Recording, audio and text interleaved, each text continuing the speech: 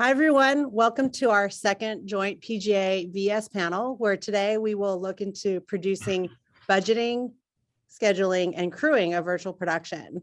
My name is Christina Lee Storm, National Board of Director and New Media Council Delegate of the Producers Guild of America. And I'm Ben Schneider, Membership Director at the VES. We'd like to thank you all for joining us today. We have VES Board Member and VES Fellow, Janet Muswell Hamilton, with us to moderate this panel. Thank you for joining us, Janet. We are very excited to cover this topic and encourage questions throughout. Feel free to type them into the Zoom Q&A at the bottom of your screen, and we will try to cover as many questions as we can. And we will have resource recommendations at the end. So without further ado, I'd like to hand it off to Janet. Take it away. Thank you, Ben and Christina. It's an absolute pleasure to be here. Today, we're going to take a deep dive into budgets, schedules, and crewing of large and small scale virtual production shows, whilst taking into account the diverse techniques available to us. Unfortunately, Sandra Scott is unable to join us today, but I'd like to introduce you to our three stunning and talented panelists. We have Ryan Stafford, Kathryn Brillhart, and Kurt Williams. Let's start with Ryan. Ryan, can you please tell us a little bit about yourself? Hi, yeah, my name's Ryan Stafford. I work at Netflix in the newly minted digital production department.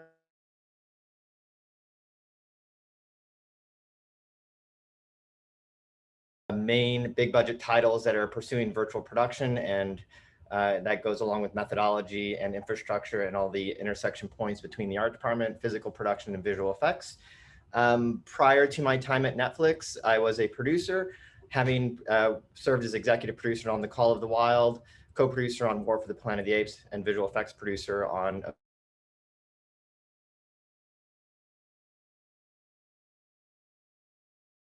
some thoughts with you guys today. Pass it over to you, Kathryn. Awesome. Hey, I'm Kathryn Brillhart. I'm a board member for the Visual Effects Society, and I'm a virtual production supervisor. Just got off the film Black Adam. They just wrapped up the principal's photography. But before this role, I've worked as a director of virtual production and managed volumetric capture teams, helped build bad departments, and just have a wide variety of experience, not to mention about 20 years freelancing as a director of photography. Kurt? Hi, hi, I'm Kurt Williams. I'm a producer and have been in the film business for more years than I care to admit, but have worked in a lot of capacities, working through production, very originally starting in an AD track and then converting over to visual effects, where I spent many years working on several films. Worked on Planet of the Apes, several, other varied projects like Secret Life of Walter Mitty, Logan, a lot of superhero work, and just love the work from start to end in production all the way through post. Fantastic. Thank you, everyone. We're really excited to have you here. So we're going to explore virtual production, budgeting, scheduling, and crewing in several phases. We're going to start with pre-production. So why do we need to have pre-production, and what are our first steps in this phase? So I'm going to start with Kathryn.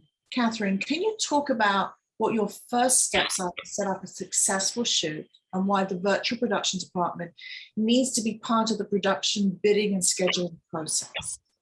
Sure, absolutely. So it's interesting because one thing that isn't talked about openly often is that virtual production is considered a separate department from visual effects and maybe the camera department.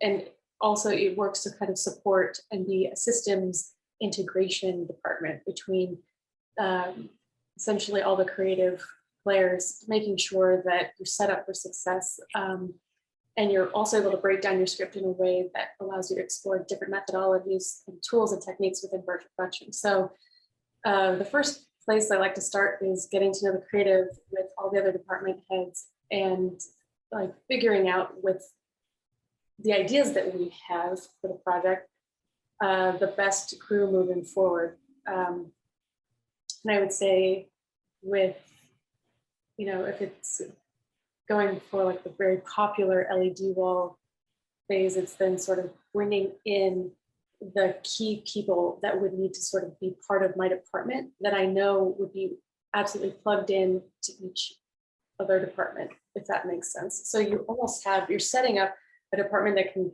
function relatively well internally, independently. You have that infrastructure to stay organized and keep going with the changes that in creative that are happening along with production, but you're hooking your team into different other departments so that there's clear communication and that flexibility built in with the collaboration between all departments, if that makes sense. Yes, of course. And Ryan, I want to go to you for a similar question. So if I'm producing a show and they're discussing using virtual production, different techniques have different budget implications. So how do we plan for the best scenario? And what are those budget implications when we look at these different techniques? I always like to start with what are the demands of the creative? What is the filmmaker's vision? And how can different technology utilizations further that vision? How can they provide efficiencies to it? How can they expand the scope and the creative opportunities that exist within? Or just, how can it just do something that's never been done before, which is something that we all contend with on these big budget features and series. So once I arrive at what the right tool for the creative vision is, then it's starting to figure out like, what is the budget implication of that? What attrition is there in elsewhere in the production cycle that could be scaled back, or you could have it done in a more efficient manner that will help pay for some of this technology to be implemented. And then just explore all areas of implementing this to make sure that it is the right tool and you are getting the value out of the investment that you're making in the project. So when you look at when you first look at a script, how are you looking at it differently to a straight visual effects budget? Kurt, do you want to jump in on that one? Yeah, I mean, for me at least, I need to start looking. I mean, I want to look at a script at, without a lot of preconceived notions and see what's a good fit. And when I feel like, virtual production and use on the LED wall versus visual effects is a good option, then we look at what the trade-offs for budgeting are, and we'll discuss I think in just a little more of the specifics of budgeting. But the thing that's important is to understand sort of the bang for the buck on what approach there is, and they have, they range from when you start developing a budget, when you start breaking down a script and looking at concepts and determining as a group with directors, producers, the vision of the movie, and you're really looking at concepts and design, some initial scene breakdown, and then you're really looking at what your final approach will be. And it's just important to start with a level playing field and fully understand it.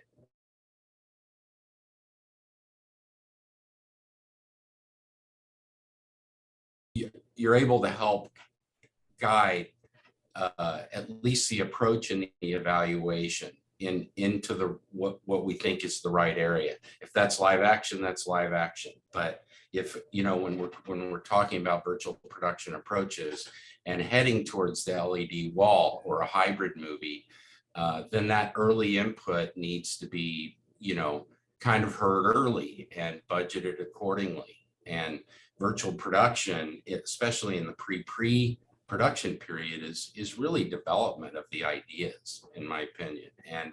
And once you get to the end of that, it starts.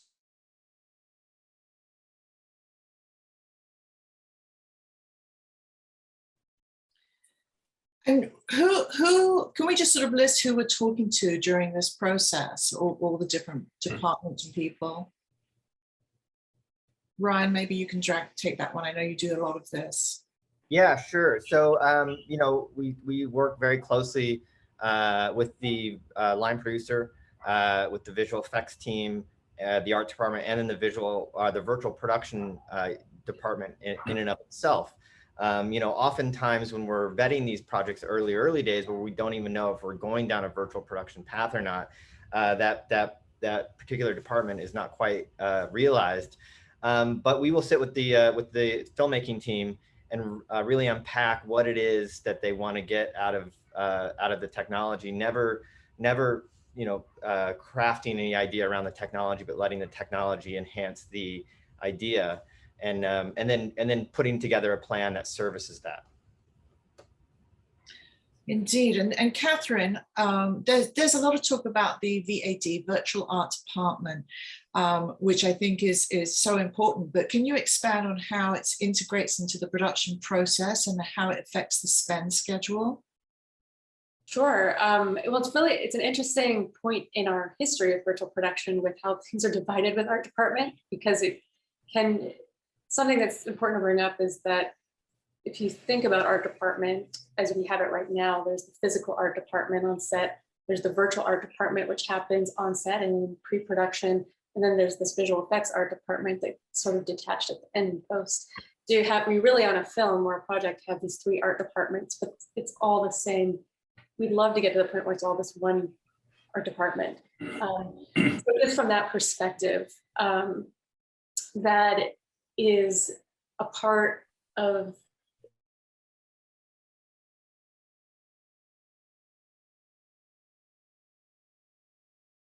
helping manage, especially managing those vendor relationships along very closely with the visual effects team. And,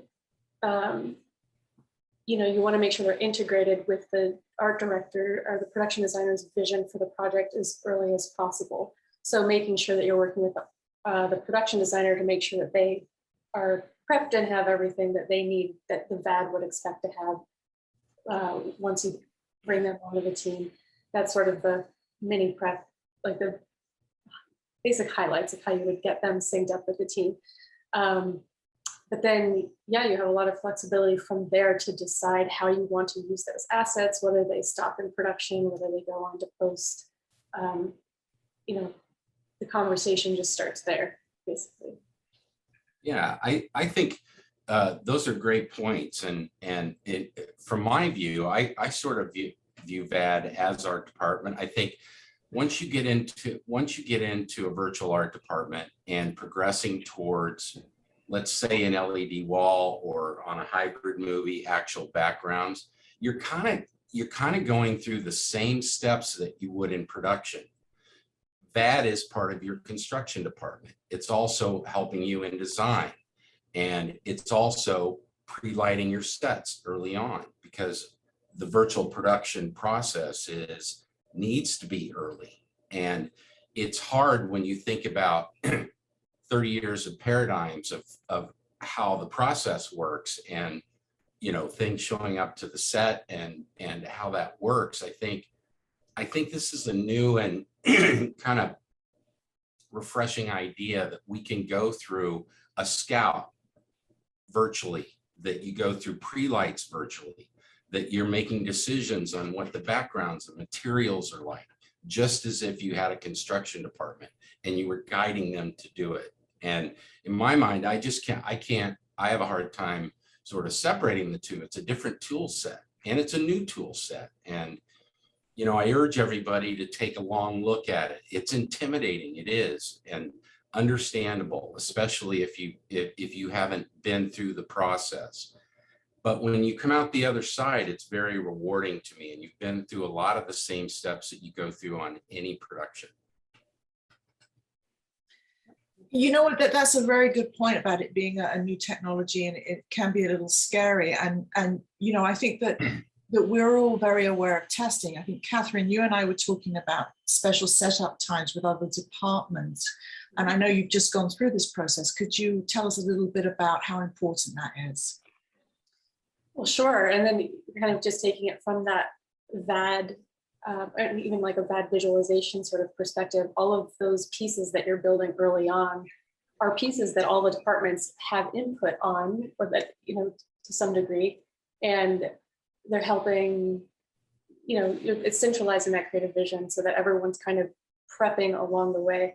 And I think some of the prep that I was talking about with you earlier was just, you end up going through all of these pre-stages to get to something like an LED wall, where you might start in that on computer interfaces or multi-user sessions, or doing remote reviews for content. But then there are countless ways to sort of move that review process into something that's physical, and it needs to be physical with each department. And I think you need to include those departments with these milestones along the way for different reasons, but making sure that you are also allocating time for on-set testing with all of the correct ingredients, and those ingredients being some of the main players and the people and the tech that you're going to use, so that you're not testing with a different group and a different tech system that'll give you a different result than the final crew and the final tech.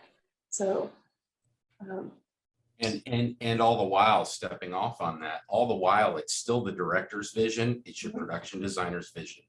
This is just a gigantic tool set early on.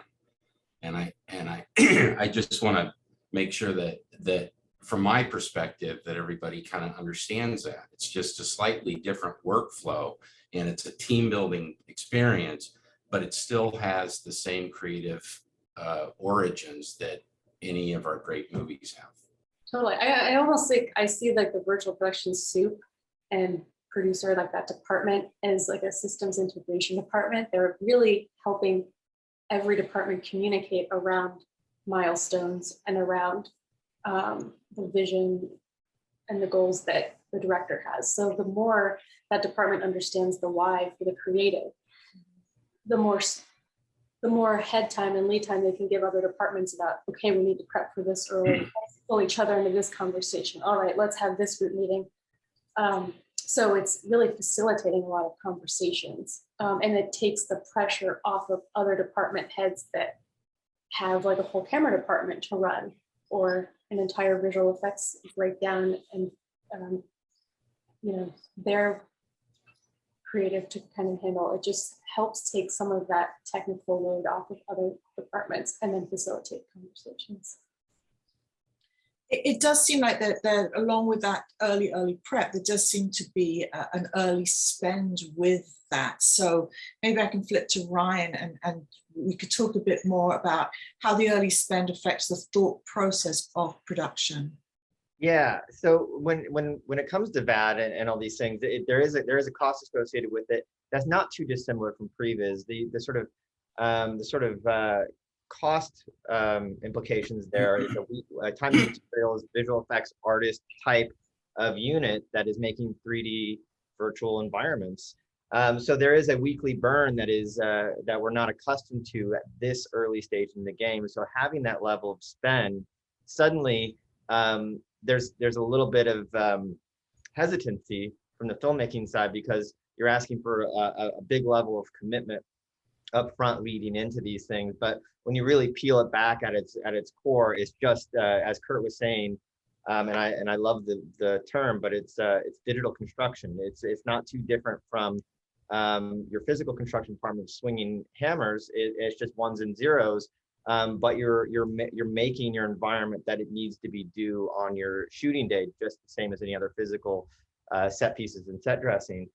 Where VAD is slightly unique is it doesn't need to travel with a bigger virtual production footprint. There is a huge advantage to having a VAD team for more traditional visual effects shows that may be heavily reliant on green screen and don't necessarily have the interest in shooting on LED screens. But the VAD can still develop that entire world that lives beyond your set, while all your main creative collaborators are still on payroll. So many times in the visual effects world, we do these huge superhero movies or what have you, and then all these decisions are sort of left for later in the schedule. and then you're there in post, your production designer's gone, your DP's gone, and your other creative collaborators have all rolled off the movie, and you're sitting there with an entire set or an entire world to still create. And that gets a little, you know, dicey in terms of making those decisions and not really honoring, or at least having the weight of the opinion of the production designer and others responsible for their departments to weigh in on that. So I really feel like VAD brings all of that to the front. Everybody can sit around the table. Everybody can create, put on a VR headset if you so choose, and move things around at scale and really feel the world. Yeah. And there are long-term benefits to that upfront spend, which is you're going to clarify what you need from your vendors early on. You know, if new ideas come up, or you're going to have a lot of the creative and the construction explored before you go into post-production, which is good, because then we don't feel left alone sometimes. I think we all feel that every once in a while. And it gives a real clear marching orders to when you can turn it over to the vendor, and then they're able to just carry forward and making that environment look amazing. A whole iterative cycle of guesswork of pushing things around this way or that in order to find what it should be. Yeah. I mean, it's pretty amazing when you're shooting and maybe you have an on-set editor who's getting, like, you know, the footage back immediately, and you can start seeing the post-viz, you know.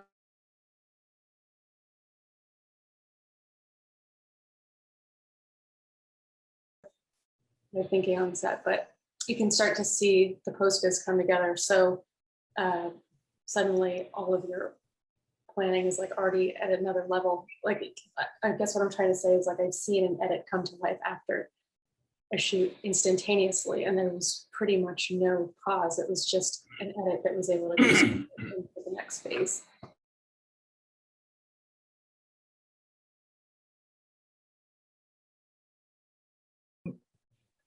That's pretty amazing. I've got a little audience question popping up, and then I think we'll move on to budgeting, which is, does the VAD embed more in art department or more with the visual effects team or previs?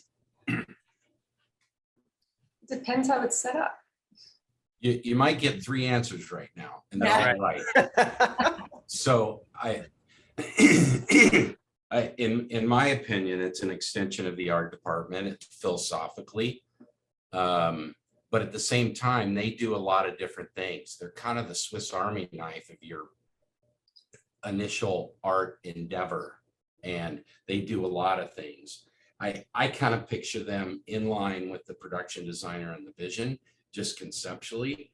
But they also have people they're servicing on the back end too. So that's what's great about a great VAD art department, is they can service multiple masters and everybody feels like they've been serviced properly. Yeah, I would agree with that. I feel creatively they should be strongly aligned with the art department. The art department is going to be the one deciding where if it's an LED scenario, the art department is going to be the one deciding where the volume lives within that sort of CG environment. But yet it's visual effects artistry that's creating this material, and therefore it's of the knowledge and skill set of your visual effects supervisor. So it's kind of like a 2-brain operation where you have your production designer speaking to the VAD as a creative collaborator in a construction department. And then you have your visual effects supervisor, which can help realize that, plus it, make it amazing. And then, you know, they high five each other at the end of the day. Yeah, and I agree with everything said, and want to piggyback on that, and then add that, like, the virtual production soup, like that client-side soup, is helping make sure that all of those key conversations are happening along the way. And they're also prepping that VAD team to make sure that the correct optimizations are being made for execution on the stage, because VAD is different than visual effects in that, of course, you know, you set a bar for what photoreal is going to be, or what the style of images are going to be, but it's a mathematical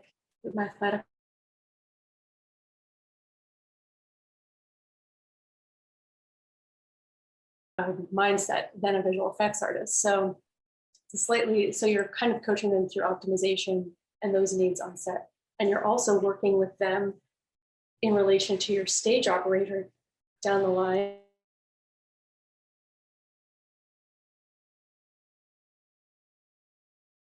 From the DP director and visual effects suit for how they want the shoot to run. Like what creative needs do they need to get out of the stage and the content? And what does your virtual production team need to prep in that content so they can have it? Is it interactive lighting or is it baked in lighting? You know, do we have an animated truck that needs to go through the back or a metahuman character that they want to experiment with? And so you have to be aware of all of those requests, or know that those requests are going to come even if they were never spoken out loud, so that you're prepped as a team to have that ready to go on set. Because once you're on set, it's go time. Yeah, absolutely.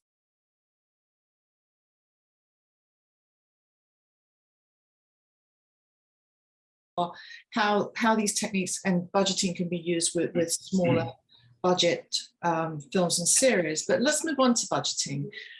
So I want to talk about how line producers can better understand virtual production bids and budgets. So if we could talk about the costs associated with VAD, previs, 2D and camera visual effects, and 3D in-camera visual effects. So Kurt, and I think you have a slide for this, where does the bulk of the cost go and which part of the process is the most expensive? Well, it sort of depends on the project. I mean, you know, some things when you look at the VAD, that's going to be a longer term, and it can be a bit pricey, but you're actually paying off what you're doing in the end. And finding the balance between, you know, once you go into previs, that helps you clarify your approach. And so previs is a cost, but it's also hopefully helping you with post costs to know, you know, how you're going to budget in 3D or 2.5D, or are you going to go into a scene on the LED wall and every shot is theoretically final pixel. And all it's difficult because you got to balance all that, and all that's based on your breakdown and the assumptions you have to make. And at some point we all have to jump off and say, look, we're going to allow for this. But it's hard. I mean, you know, when you're planning for an LED stage, what you have several months down the line is this stage and, you know, stage crew and brain bar costs that you have to account for. And it's significant. And that's going to eat up part of your budget. And then you back up and you say, well, how are we going to do, you know, previs and some discovery on this? Are we going to go with a bigger team, or do we go with a smaller team, to use a term that I've heard from somebody who I can't credit because I can't remember, but a strike team. So, you know, four great artists that are not only doing motion capture, but previs, that can be a smaller box to feed into your initial development of these ideas and scenes, and it can be very agile. It's not an easy question to answer. This is the one I was worried most about on this panel, because it moves around and it depends who the players are and what they expect in the end, because previs can be this or it can be this, and it can be shorter or it can be longer depending upon your overall budget. And the strike team mentality is kind of cool because it gets you started early. And so what I find is that whatever you put in for previs, add 25% in your on your first pass, at least for me, because there is discovery in that process, and it seems like a big chunk of money, but it does get you through to the other side with less, you know, with a more decisive approach and less, you know, changes down the line. Yeah, absolutely. The less changes, more knowledge going into post.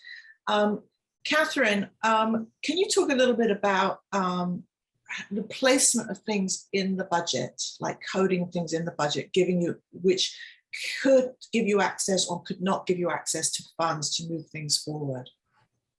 Sure. I guess, so kind of just to touch on what Kurt was saying, like every project is set up a little bit differently. And I'm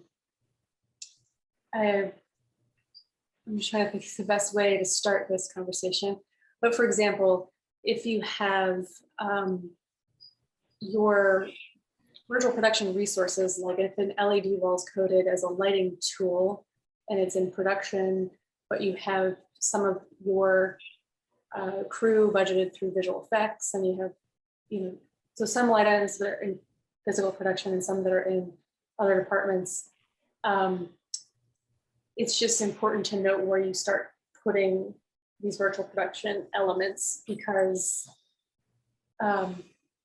if you don't have a virtual production department on your team, that means that like the supervisor has to play into different politics to have access to scheduling those tools or working with those tools, or I guess interfacing even with those artists that should be part of your department, kind of supporting that schedule and that vision. It's just a totally different negotiation. So it just, the way that you organize those tools for that department can help streamline their ability to schedule and crew and have access to resources through their planning and testing phase into production. Yeah, I mean, for me, just going down the code of accounts, it's sort of like, we start with our production group, we know what that's going to be. You start making assumptions on what your shoot crew is. And the next place I go is virtual production / visual effects, because the rest will fill in. So for me, that's just rather than, I tend to move that up in the code of accounts just by virtue of what Kathryn's saying. Yeah, well, and it sounds like movie magic and movie budgeting doesn't have like a specific department or category for virtual production yet, but it's those weird infrastructure changes that could help organize everything a little bit more cleanly. And make it a little bit easier to understand and sort of fit into the box. Yes. Yeah. So I know that people are quite concerned about it being expensive, and is there a way, maybe Ryan, you could jump in, is there a way to curb costs when we're thinking about doing doing virtual production? Yeah, I mean, depending on what virtual production technique is being explored, I mean, there's a number of different ways that it actually provides efficiencies into the project that are not necessarily viewable on the surface. Like if you're using an LED wall, to the size of a Mandalorian or something like this, the infrastructure build of that is going to be $10 or $15 million. And it's really hard to sort of digest that as a line item to say this one piece of equipment, even though it's huge and extensive, costs so much. But when you really start to sort of look across the entirety of the budget and you start to go, okay, well, we're bringing all of our locations to us. We basically don't have to do minimal or zero distant location work. We can, it's a big, huge lighting tool at its core. So we're getting an efficiency there in terms of lighting equipment and stuff like that. You're already getting your cameras tracked. You're getting all these environments in camera, so your visual effects costs. If you're comparing it against a traditional approach of visual effects versus a virtual production approach where virtual production is uplifting the visual effects process, then you'll definitely have some cost savings there because you get a lot of your shots in camera or replaced by inexpensive fix-it costs. So when you really go line by line and you can literally look at every single department in the budget and you can find that there is some attrition that is found by way of having an LED volume, that it cuts into that cost. Does it neutralize? Does it make it cheaper?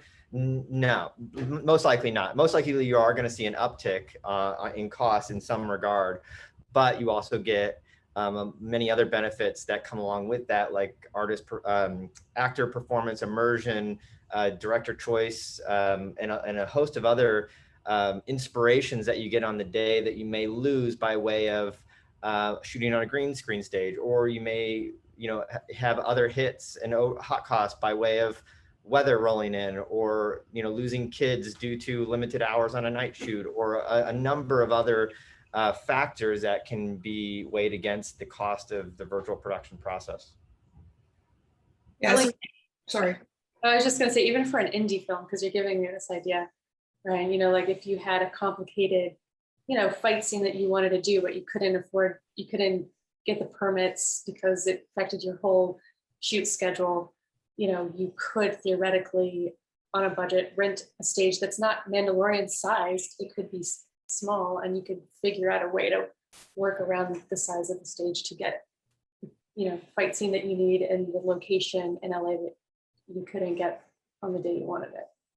So it kind of helps in many ways like that. Yeah, that's a great point, Kathryn, because I really feel like we're talking about the big, but there is a huge potential for the moderate and small size budgets as well. I think what you just said is an excellent example of that. I would say, looking out the window of a high-rise apartment building in New York City, suddenly you could have that be a fully realized plate-based parallax real-time environment outside that window, and you could shoot a 5-page scene in there that would otherwise have, several dozen visual effects comp shots that aren't necessarily expensive, but now you have all that in camera. You have that all in your edit. You have it all in your audience screenings, and so on. And so it just has a huge impact. And then, not to mention that's just the cost side of it, but you have all of that beautiful light hitting your set, and you have all those reflections, and your turnaround time on your camera coverage is reduced because you have a giant light source that's consistent and looks great. Yeah, car process shots. Yeah, another great Comes example. with the whole enchilada, all the reflections and the shiny spots. And I think for all the visual effects people, we spend enough time suffering through car comps. And it's the greatest thing ever when you just shoot it and you keep shooting. Yeah, but something to highlight, even these fairly straightforward processes, car comps, windows, and so on, it still takes a tremendous amount of thought and careful planning. And because if you set up a car comp situation and your camera angle is slightly off of that, whatever you shot your plates with, suddenly you could really, it may be a severe mismatch. So it doesn't allow a run and gun situation like a green screen may, where you can kind of find your angles of the day. There needs to be some premeditation to it, but definitely, it does produce a better quality result than a comp. And on that point, Kurt mentioned earlier that you needed to think about putting a 25% extra into what you think you need for a visualization. So the same question, Ryan, for a typical allowance for cleanup in post, where should we be sitting with that? Because you always have those cleanup budgets. Yeah, it's a hard thing to put a specific number on. I can say that if I were looking at a full, a feature film that was going to lean in heavily into a volume where it's looking at 60-70% volume utilization, that you probably want to put $250,000 or maybe a little more in a fix-it budget of just if you see your mocap cameras, if you see a little bit of more rain or otherwise, those fix-it costs will come up. You will need to implement them. But it also depends on what your ancillary visual effects needs are. If you're doing a lot of heavy lifting with CG characters and whatnot, those fix-it costs go away because you have to put your character into the shot, so it becomes neutralized. But definitely is a consideration, and I would recommend to go to tackle it as a shot count basis. Whatever your shot count is, maybe 20% of your shots count alone, give a $1,000 fix-it shot, just to make sure that you're covered for those types of occurrences. Yeah, so when you're saying $250,000, that wouldn't be for the LED screen outside of the window for the New York shoot. That would be a lot less based on the shot count and the size. Yeah, I'm talking big Mandalorian size scale. But for a outside the window type of situation, I mean, it's very minimal. If careful planning is done and there's a watchful eye on set to make sure you're not shooting off your screens, and you could really get away with minimal cleanup. Okay, well, we have a lot of audience questions, which we're going to push to the end because we need to move on now to scheduling. and really understanding the virtual production timeline. And Ryan, staying with you, I understand you have a handy timeline slide that you'd like to share. Could you walk us through the timeline and the ideal planning and scheduling schedule? Yeah, for sure. So the schedule is, this is assuming that this is a LED driven big budget project. And you know, there's so many determining factors that would weigh into this. So this is super general. But you know, typically your production prep is 20 weeks or so. But when you're dealing with a virtual production where you need to have your VAD help with your design and then your digital construction, and you're bringing in your visual effects team and your virtual production team, one bar that is not represented here, which is my mistake, is the virtual production department. The virtual production department will be coming right in shoulder to shoulder with the visual effects team, because all of this stuff takes that level of planning. Like the production designer becomes MVP of the HODs in a way that is elevated from their traditional extremely important function on the production. But bringing the production designer in early is, to me, is one of the most critical decisions to make on a show pursuing virtual production, because of the time and care that is needs to be taken in designing this stuff to a point where it can be fully built digitally by a visual effects facility. And that takes time, and then you need to have that ready for testing, that you can pre-light it and look at it with your DP and your director in the volume space before your shooting day. So this is sort of this schedule is meant to be a bit of a shock to the system, to say we should be thinking about our prep as a 40 weeks starting point, and that's not a full crew, but slowly ramping into it. And with the mantra that fix it and prep is the best way to approach a virtual production. Yeah, there's actually, I'm going to switch here to an audience question, because I think it falls nicely into this, that they're asking, how do you schedule all your departments and people for preliminary tests? Are they retained and paid for a day, for a week, a month? And is it difficult to get everyone together if they are working on other projects? Yeah, gosh, that's a great question, because it is one of the main hurdles that we consistently wrestle with, where a particular filmmaker works with a particular production designer, and that individual is not available, so we have to wait or have a supervising art director step in and sort of push that rock uphill until the designer is available. So it's when in bringing these people in early, it's not that you necessarily need to put them on retainer. I mean, they're kind of in a small scale, they're working full time, and once the VAD is up and running, the production designer is interacting with the VAD as they would interact with their normal art department. But the normal art department doesn't need to be staffed up until it would traditionally be staffed up. And when you start bringing in your set designers and so forth, that is more on a traditional time scale. But the designer and the visual effects supervisor and all those individuals should be brought in very early. If you're doing a VAD situation, you're probably doing a heavy previs situation, and those two things will sort of feed into each other very nicely, and you'll learn more and more about your project, and your projects will gain efficiencies as a result, and you'll be able to make, if you find yourself outside the box on the budget, you can really lean into previs and VAD to sort of help bring you back into the box by realizing some of these story beats and figuring out where you can trim the fat. That's amazing. I mean, Kathryn, you're kind of on the front line of this. You're so involved with the pre-production and scheduling. Do you have any thoughts on Ryan's timeline or anything you want to add to that? Yeah, I mean, I actually thought when I saw this, I was like, oh, this is a great starting point for anybody to kind of look at and go, okay, this is where I can start from. Because it's, like we've said, it's sort of custom every time you do a project. So depending on what the end goal is, it'll affect where you need to place testing in the schedule.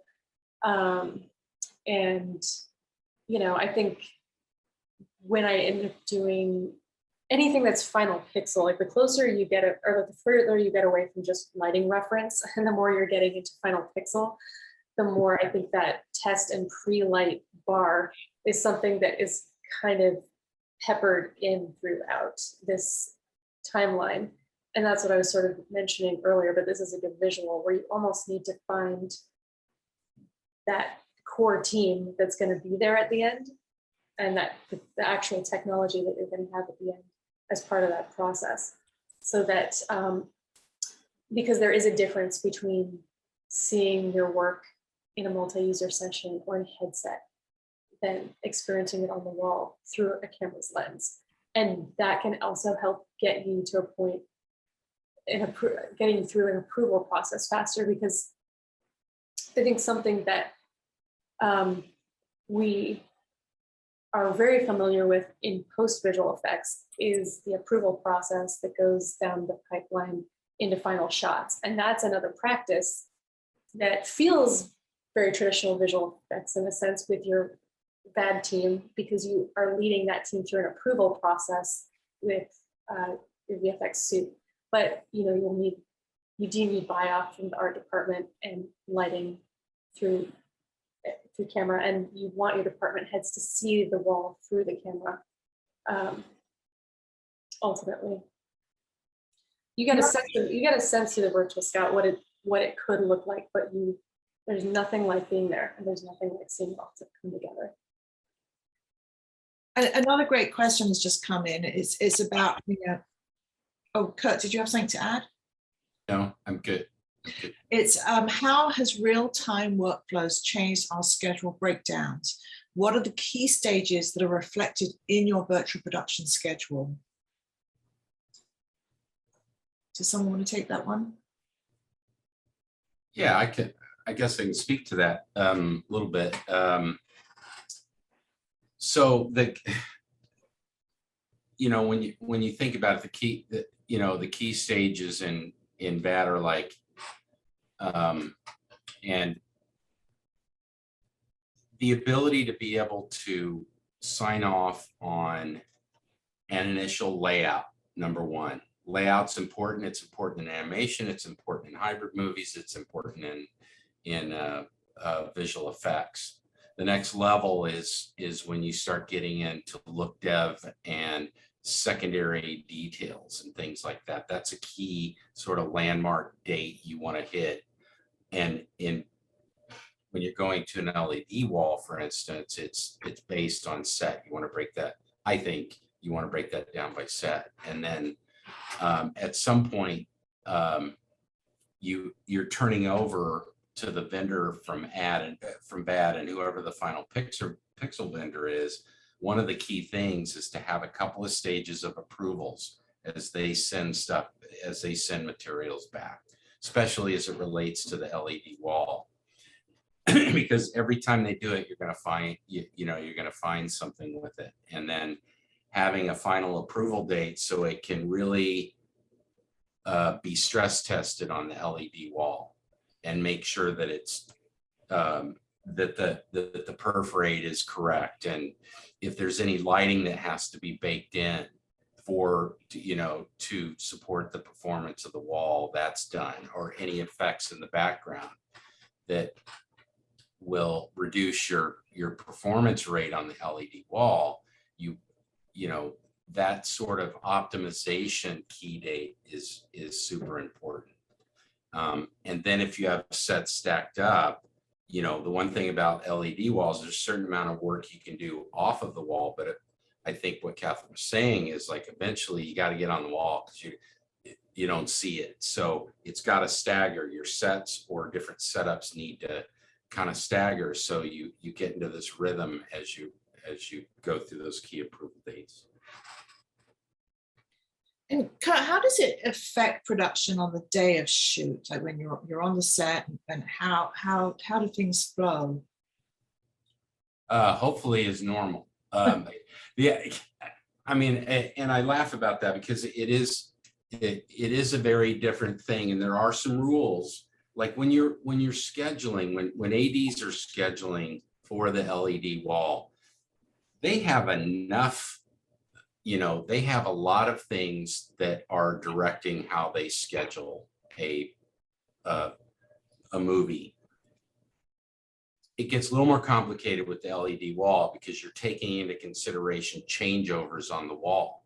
So if you're changing from one set to the other, you have to think about how efficiently that changeover can happen, and whether you shoot one thing, first or second, because that agenda does come into play on the LED wall. And we're not here to just talk about all the positives. There are negatives and there are challenges in the wall, and we have to be the first to admit it. And that's one of them. It gives the ADs another agenda to think about, and it gives directors and DPs another thing to think about. How close can you get to the wall? And so there are parameters that you wouldn't have on a location that you do have on an LED wall.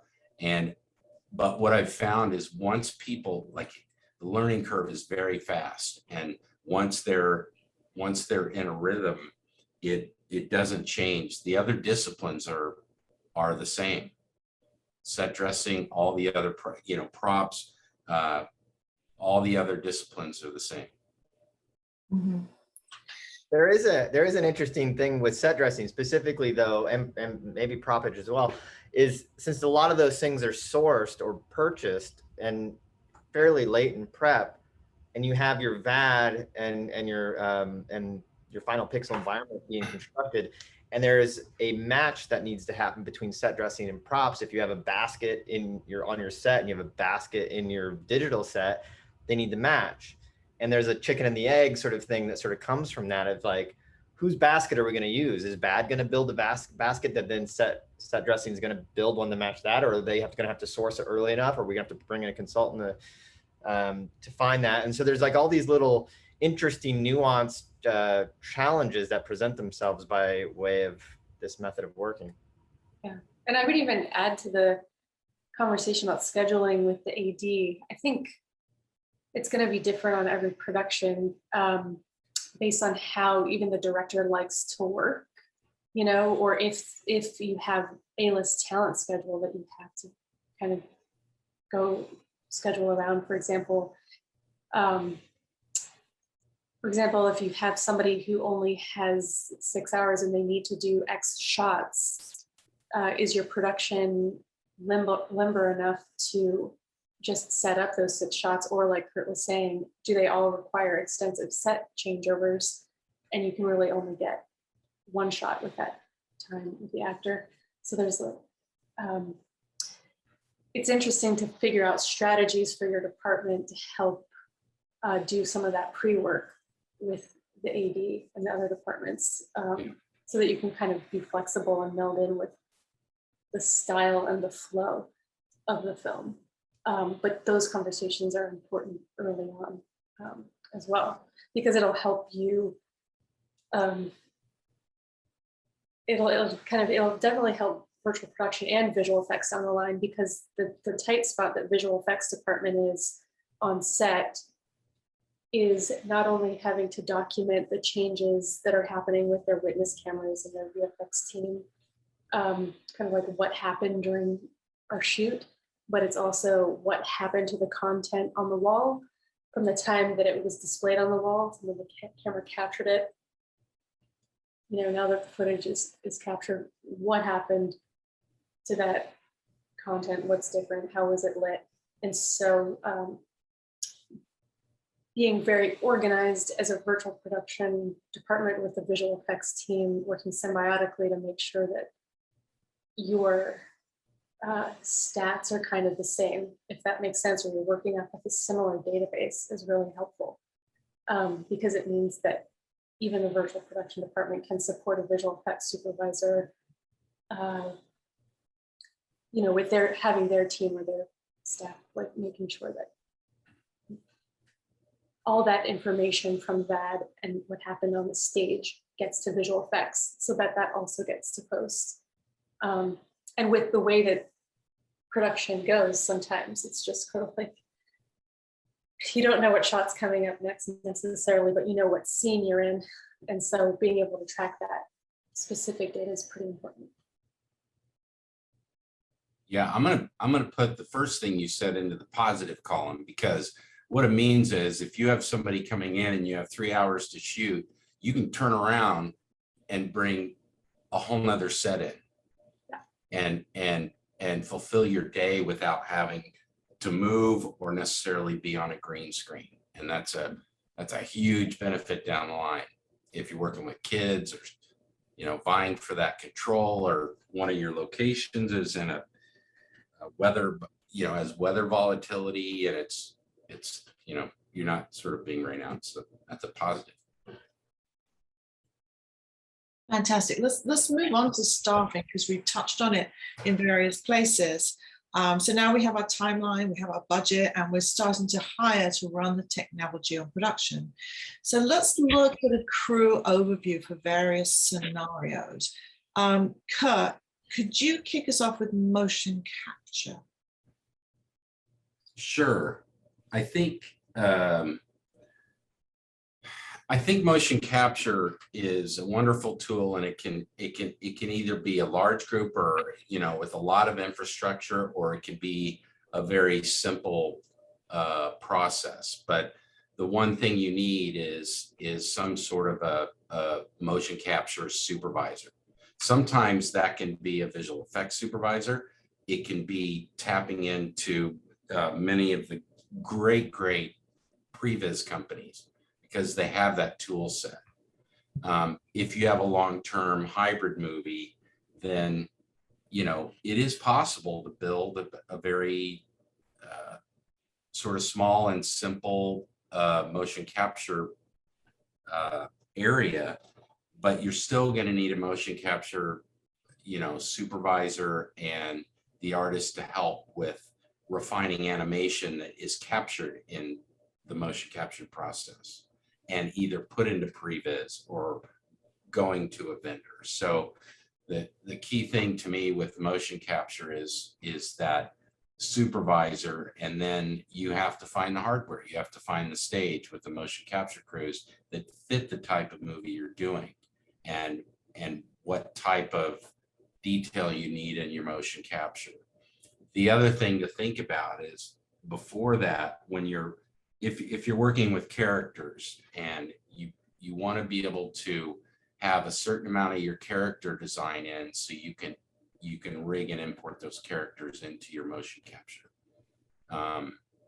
and that will allow you to reap the benefits of the motion capture quickly. And Ryan and I have talked about this for a long time over the years, and I would love for him to speak to this a little bit, because you can move very quickly in motion capture if you're set up properly.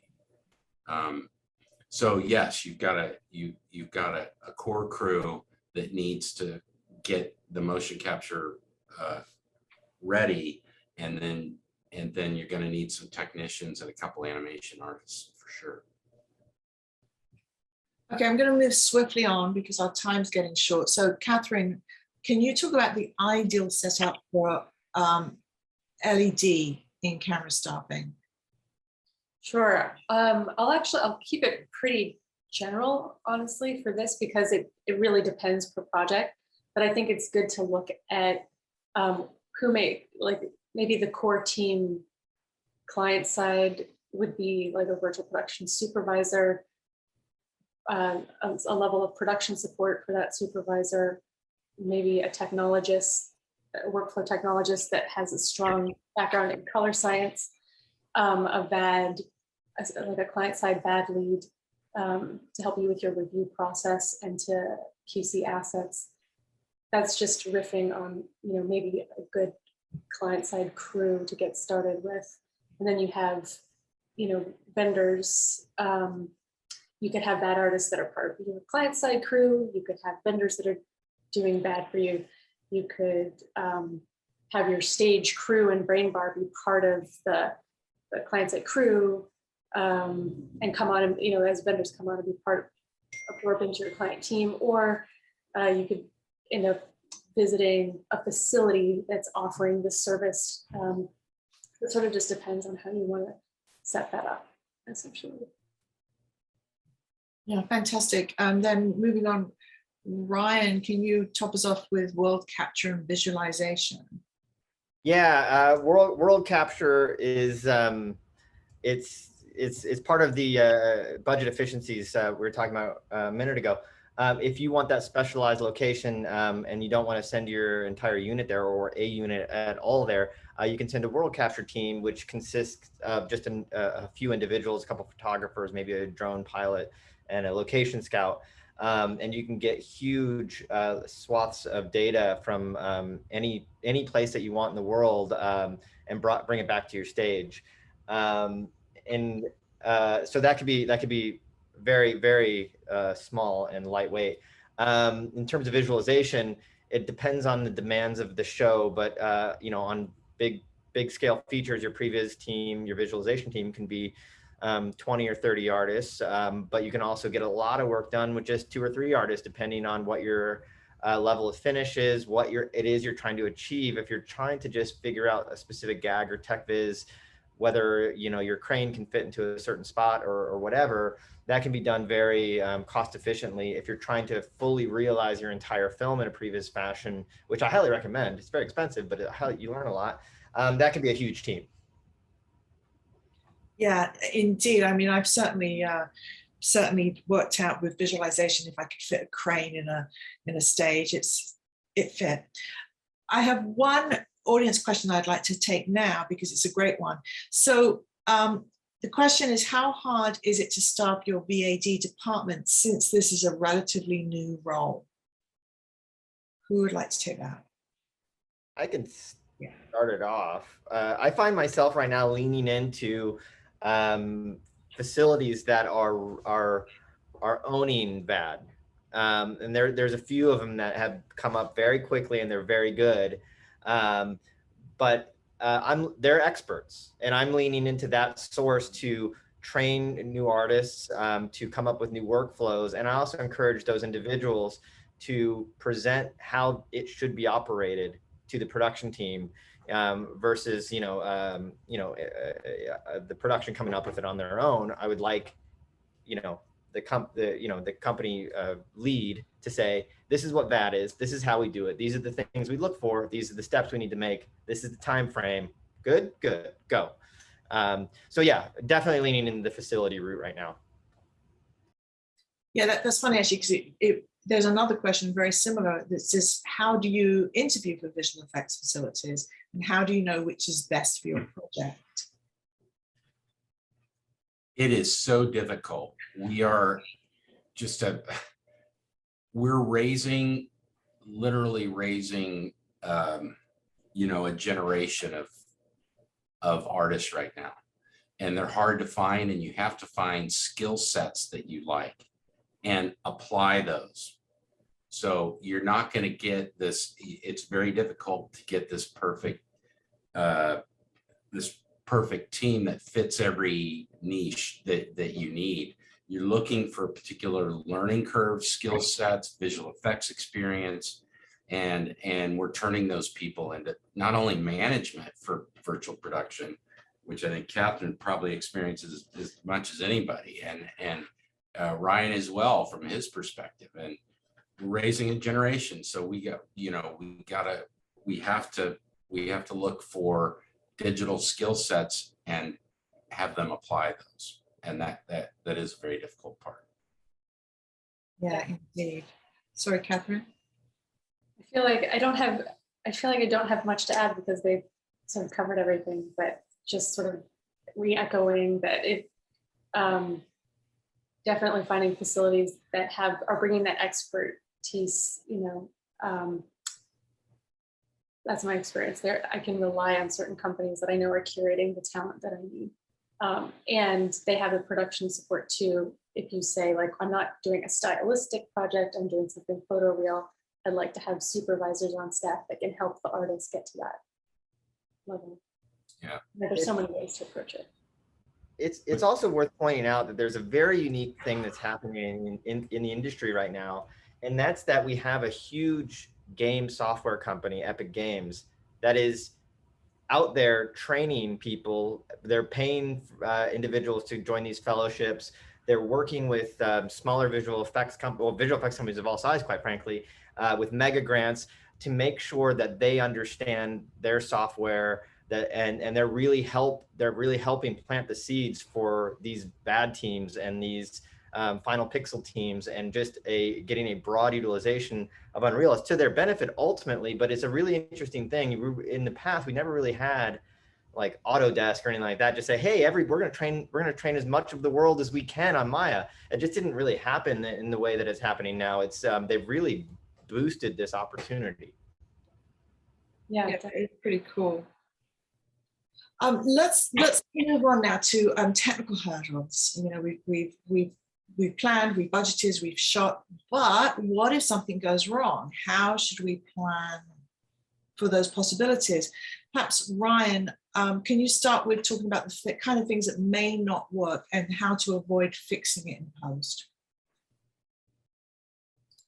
Oh, gosh, tough question. There's a lot of things that could not work. You know, it's the same thing I keep going back to. It's plan. You cannot plan enough, particularly in this space. But there are some fail safes. With speaking with LED technology, for example, if you're ever on the day and you're finding that your environment's not working, or there needs to be a last minute change, or creative inspiration takes the scene elsewhere, you can instantly turn it to green. You can track a green panel behind your subject matter, so you can replace it later, but you still get all the benefits of the light and immersion. That is definitely fits it right into the fix it and post category. But plan, fix it and prep. Kurt, save me. Yeah. Go ahead, Kathryn, if you had a plan. I just want to make one. Yeah, no, I agree with Ryan completely. Fix it and prep.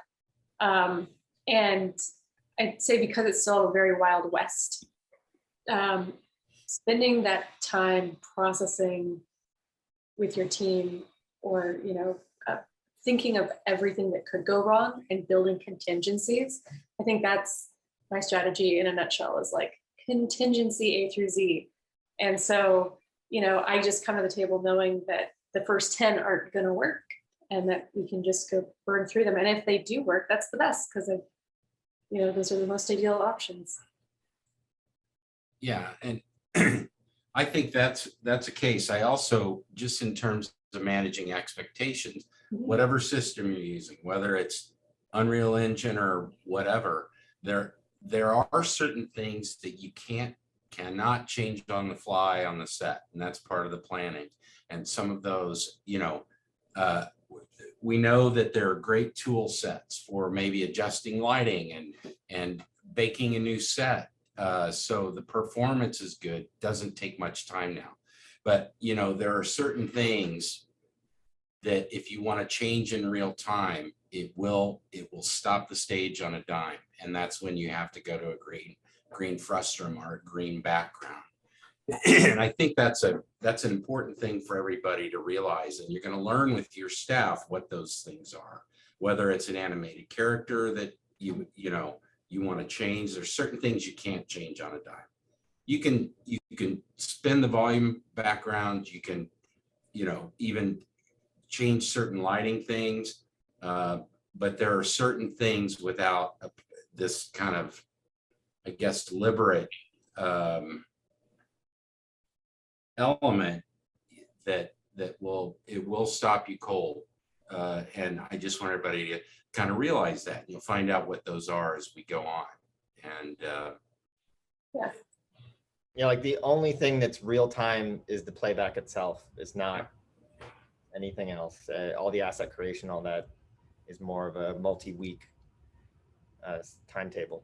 So on the day, you can't decide that, hey, can we have another building back there that looks completely different than everything else? Because that's not the real time part. Yeah, and the other thing is to really, especially if you're on a budget, and well, we're all on budgets, but to understand from previs what your field of view is, and don't render and optimize things you don't need if you can help it. And that's part of the previs and the tech viz process, is to tell you how much of this you're using because you've scouted it, you've been in there with your director, you're setting some at least rough camera angles. So I think if you haven't done it, you just don't want to assume that everything is full on 360. It can be less, and it will cost less money and control your costs going in. And I think to add to that, I would just advise to keep it simple. Even if you want to, you have a very complex idea. I think in most cases, if you take that idea and workshop it over time, you can find this simple essence of it that will help you achieve it. In an easier way on set. I think that's coming out wrong, but there's this phase between tech biz and execution sometimes where you could have a technical piece of the puzzle just not work that day, and like a shot that you might have had that's relying on a time code Genlock's like gimbal system or motion control base. Like for some reason that's not working that day. So having the keep it simple option as well. Contingency. Kathryn, I know you have some thoughts on color management and how to prep the post team. Could you talk about that for a moment? Sure. I think the most basic way to break it up, I guess, would be know whether, the goal creatively is to make sure that, you have color scientists on a project that are figuring out whether the LED wall is a lighting instrument, because it doesn't represent the full color spectrum, it's only RGB. If this is important to creative and those nuances are something that the director and the DP are going to need support with, make sure that that's built into your plan from the beginning so that you have the right specialists working with you to ensure that they're getting what they need out of the volume creatively. And then you can take that information and pass it to post. And then there are also other ways to work with color. Absolutely the same thing that I'm saying now underlies what I just said, but you're making sure from beginning to end that you know the final color space of the show. You understand how the VAD content's being created, whether it's pre-rendered, photographically captured, or real-time, what that's doing with color, how it gets to the screen, what color space the processor, how the processor is affecting those images, how the LEDs themselves are affecting those images, how the camera sensor is receiving that data, and then that package is sort of what you're helping translate to post. And so everyone, depending on your team and who you're working with, you'll find that approach in different ways, but that's the information that is super important. Yeah, awesome. Okay, I'm going to ask now the billion-dollar question, the question that Kurt didn't want me to ask. If things work, what are and how can we measure the overall benefits to budget and schedule? Well, I think you're gonna, I think you're gonna have a scope that you could not get by building a partial set piece for the same cost. The pound for pound with scope and the ability to create, a tremendous amount, an immersive experience without spending, 6 months in post-production after shooting a green screen set is of huge value. You get your editorial sooner, you get all of it, it's right there. And I just think if it also takes a commitment, and it takes a commitment on a project to hopefully amortize your crew a little bit too. So there's a fulcrum point at which you find the proper amount of work to do on the volume, and it keeps you on a stage in control, and you're just able to create scenes that that would take 6 months or more money, and the investment is worth it to me. And that's why I didn't want to answer this question, because it's hard. There's a million things, but I think if I had to pick one or two things, it's literally scope and the immersive quality you get from it. You know, once you shoot it without nearly as much post-production and work and cost. Absolutely. So before we go to the Q&As, it seems that the main takeaways are advanced prep and planning can make the difference between success and the plan B.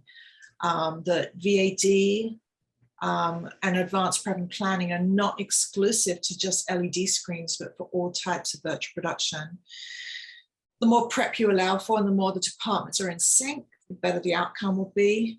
And virtual production is not exclusive to large scale productions. So let's flip over to a few questions. First one is about budgeting. So the question is, I am often asked to put together a budget when there's nothing more than a script. What do you advise when you don't yet have a director or production designer or art director on board? How do you go about estimating the cost of virtual production? I think, Ryan, I hate to throw this to you, but I think Stafford. I think you're quite experienced with this one. Yeah, no problem. It's a hard thing because a lot of times virtual production, the place of virtual production in the project is hard to define when you don't have the filmmaker's contribution on what the vision is or how it's meant to be made. Sort of the first time I always open a script, my go-to is from a visual effects and virtual production sort of crossover, is I like to take the script and go, okay, I'm going to do this traditional visual effects. What would it be? This is going to be an all green screen situation. And, you know, depending on the scale of the show, let's just say it's a large scale show. I will budget it out fully green screen or traditional means first. And then I will go back through and I will look for the opportunities where virtual production can enhance the scene, provided a cost efficiency, or it can, you know, serve some other added benefit to the overall project. And then I can start to sort of move that slider back and forth to say, okay, if I'm using LED screens, then I can sort of reduce some shot costs because I'll get more in camera. But I need to like look at other sort of levers that will initiate. If it's a performance capture thing, you know, like on the Planet of the Apes movies, we leaned in heavily into performance capture. And that was a mechanism that we were able to clearly communicate with Weta what it was we were trying to achieve in each shot. And that was an iterative efficiency. The very first Apes film, we had a very condensed post schedule. And since we had a Andy Serkis authored performance, if we matched that to the letter, we didn't have to do a whole lot of discovery on what we needed to have the animators achieve. So, you know, that was certainly an added value. So I always start simple. I always start potentially with the most expensive thing and then figure out how the building blocks can layer on top of it to make it, you know, better from a financial standpoint, better from a creative standpoint, or better from an efficiency standpoint.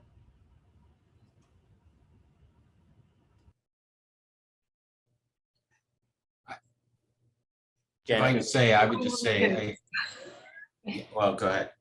Oh, go on, Kurt, if you want to have something to add. No, I was just going to say, the additional thing to what Ryan's saying is try and do some research.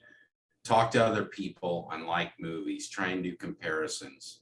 So at least when you do your, you know, like critical assumptions, because it's always scary to do that. It's a scary part, but at least kind of put what you are budgeting, you know, in a comparison so they kind of understand what it is, what the budget is. So it's not just open to complete interpretation. Okay, I have a couple of VAD questions here. Does the VAD's work start to replace some of the work of the VFX vendors? Not sure who to direct that one at. I guess I will start. I don't think necessarily no, but it depends on what the goal is. You know, if the team decides that there are certain shots that they want to capture in camera as final shots, a couple of ways to look at that. I mean, you might have VAD content that actually reads fine and is just photoreal enough to pass for, you know, the final visual effects that you need. So in that scenario, sure. Or maybe you have a pipeline where you have a VAD team and then you know, are passing that to a visual effects team that is gonna take it to another level. Maybe you have a pre-rendered piece of content that you're putting up that's not necessarily real time, so you're taking it very far. There's so many different ways you could slice that. I just want to impart one thought on top of that is the way I kind of see the virtual production process. Through the entire process, you don't want to do things twice. Every time you work on something, you're kicking it down the road, the progress road. And in a lot of cases, VAD is doing work for the end vendor by creating geometry and things like that. So hopefully what you would experience if you're having a good VAD experience, that the vendor has information, in a lot of cases models and some texturing reference and lighting that they wouldn't have to go through a discovery period to do. And I think that's the important thing about virtual production to me is try and do everything just once, and everything you do, try and get it to progress down the pipeline. Yeah, I would agree with that. I also feel like I think exactly what you're saying, Kurt, it's just making the visual effects process more efficient if it works correctly. The other thing is that a lot of the major visual effects facilities are setting up their own VAD units as well. Yes. Because they see the payoff that they get at the end of the day by engaging early with the filmmaking core and moving that all into the post-production pipeline. So I feel like there are some VAD vendors that's all they do.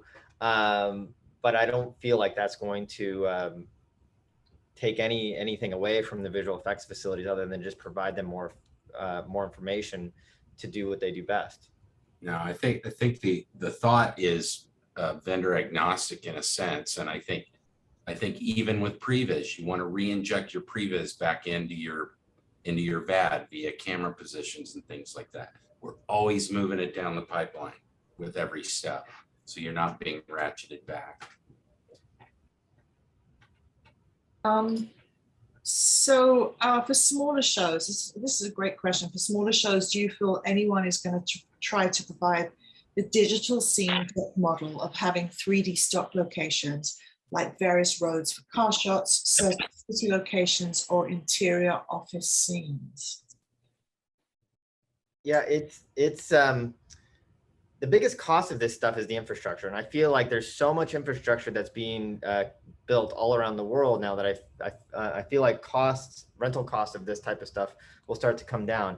And as we start to see, hopefully, like a digital backlot of sorts start to swell up, since everyone's, since everyone's on a similar platform using Unreal, the sharing of assets starts to become a lot more of an easy thing to do without proprietary shaders and things like this that made asset sharing difficult from major facility to major facility.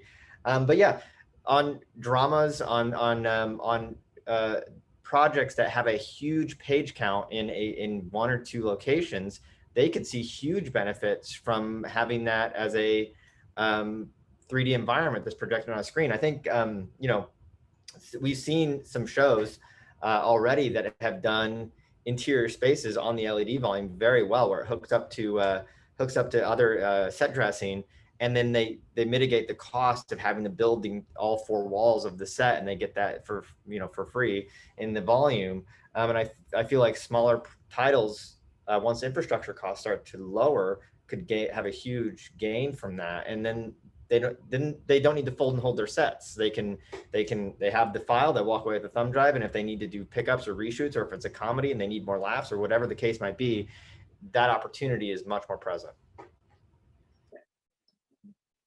Yeah, there's a lot you can do with a 30-foot wall that's 15 feet high, especially if it's a tighter pixel pitch, like a 1.9 millimeter pixel pitch, because you could be in a smaller space that isn't ideal, and still, offset your physical stage from the wall, and understand your physical volume, but you can transform something tiny like that into like a wide open field, into several different locations. At least being able to work on the several R&D projects under those tight constraints, I can definitely say you can do a lot. It just requires a little more imagination, but you have all the tools in the toolkit you need to do it. And use as many off-the-shelf assets as you can, via mega scans or make a deal. Like I was on a show and that person came up and said, "Can I buy a library?" And I said, "How much is a library?" And I'm thinking, oh man. He's like, "It's $250. I was like, "Okay, thanks, buy it." You know what I mean? There are avenues that you can tune up and that will help, and utilize some of the bad companies, Happy Mushroom, etc. You know what I mean? Those are important partners in this at all levels of production.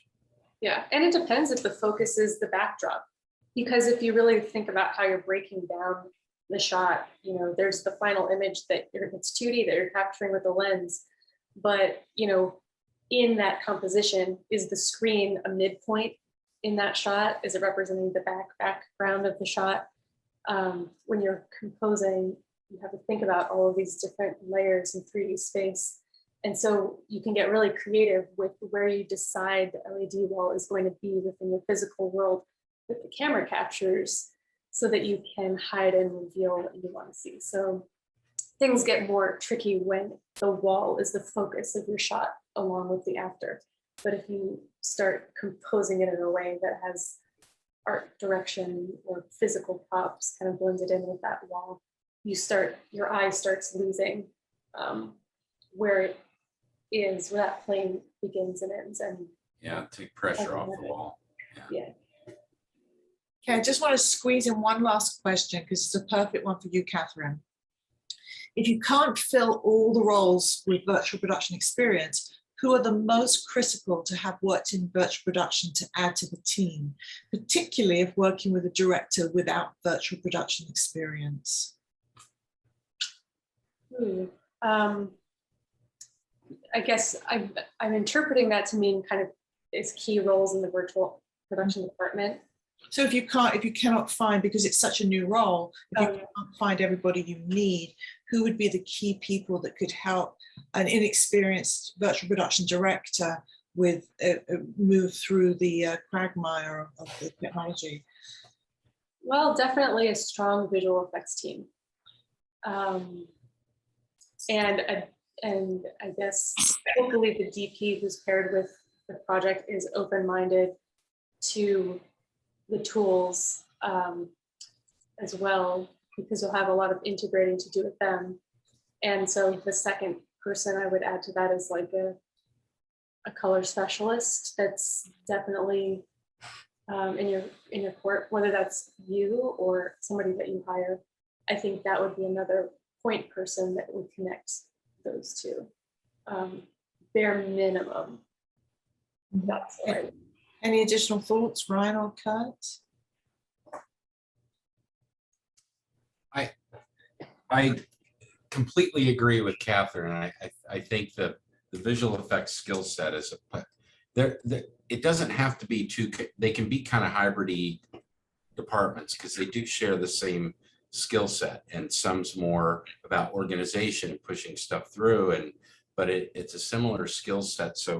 So share a leadership with the supervisor. There are lots that are learning this, and it's in their nature to figure it out.